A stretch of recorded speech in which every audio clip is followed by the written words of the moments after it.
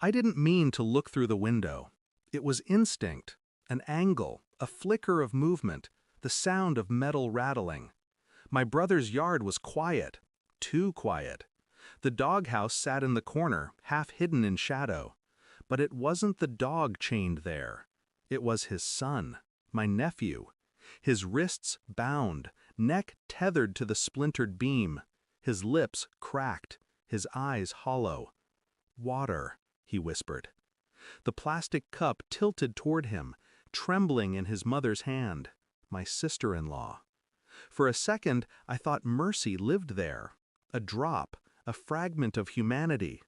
But she knocked it away, deliberately, slowly. The water spilled into the dirt. He cried. She smiled. And then she did something worse, something I'll never erase. She turned her back and kissed a man who wasn't my brother.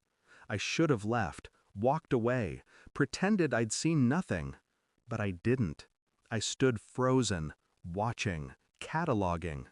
My brother's wife, her hand gripping that man's shirt like it belonged there, her lips stained with his, and my nephew choking on dust instead of water.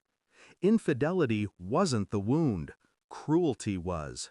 The betrayal seeped through me, cold and precise, not just to my brother, to his son, to the blood that should have been safe.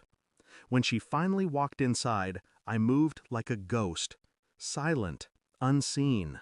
My heartbeat didn't rise, my rage didn't scream. It condensed, hardened. A double life, a mask she wore so carefully.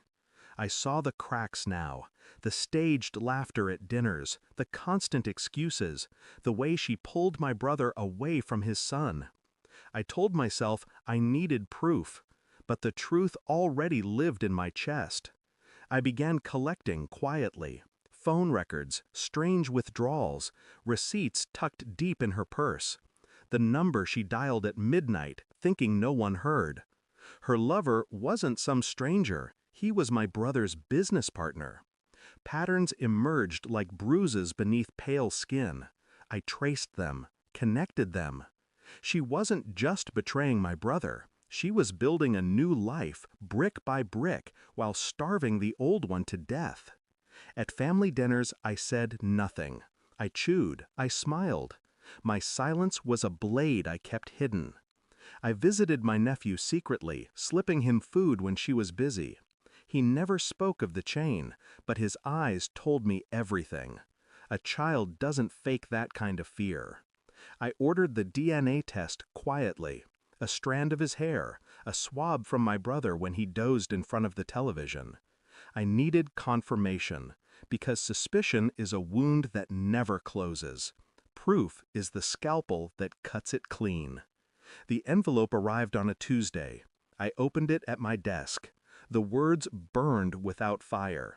My nephew wasn't my brother's son. He belonged to the other man, her lover. I sat very still, no shaking, no tears, only the deep metallic taste of inevitability. That evening, I brought the report to her. She was folding laundry, humming, a mask of normalcy. I laid the paper on the table. "What's this?" she asked. Her hands trembled before she even read it. Her voice cracked, her color drained. This isn't, but it was. Every line, every number, every silence. I watched her unravel. I didn't speak. My calm was her sentence. I told her nothing of what I'd seen in the yard. Not yet. I didn't need to. The report was enough to hollow her. When my brother walked in, I placed the papers in his hand without explanation. His world collapsed in real time, right there in his kitchen. I watched it. I let it. She begged, she wept, she reached for him. I remained silent. Only once did I speak, my voice measured, cold. "Check the backyard." She froze. He did. And when he saw his son chained like an animal, his scream tore through the walls. That was the end of her. She knew it. I left before the police came. The house behind me echoed with broken voices, his rage, her sobs, the boys' hoarse cries of freedom. I didn't wait for thanks. I didn't want it. This wasn't about justice, not for them. It was about clarity. I had seen the truth, and I had set it free, like a scalpel carving out rot. There was no pity left in me, no warmth, only the cold, clean silence of understanding. People wear masks. Families are built on lies. But lies rot when exposed to light, and I was the one who opened the window. Some betrayals don't deserve confrontation. They deserve exposure. Thanks for watching. Don't forget to like, share, and comment. Subscribe now to Cheating Stories Insight World for more amazing stories.